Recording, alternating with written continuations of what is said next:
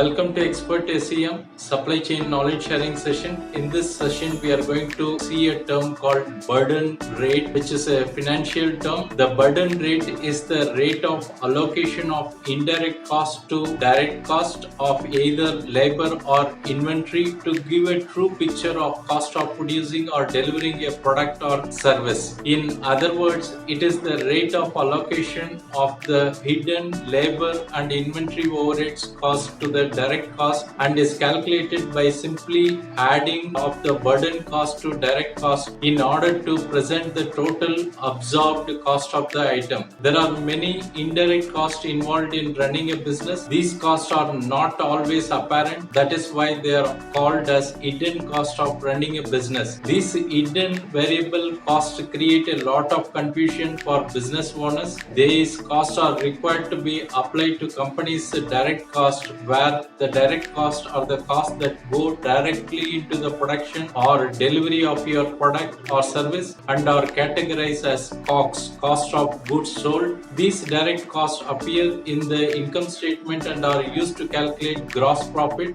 On the other hand, the indirect costs are the other than the direct cost used in running the business. They are subtracted from gross profit to show a net profit or bottom line. Now, the rate at which burden costs are applied to direct cost is known as the burden rate. The burden rate incorporates extra liability related to labor costs such as any lawfully ordered protection, extra advantages and paid leave and so on. This consists of the expenses that are well behind workers related base pay or remuneration or those determined independently inside the unburdened rate. It is frequently viewed as a concealed expense of keeping up an employee. Using burden rate is a good way to manage your project cost by knowing just how much money you are spending on burden cost to get a project done and collectively all your project. This knowledge will help you to do the project with high value and reasonable cost against those with high cost and marginal or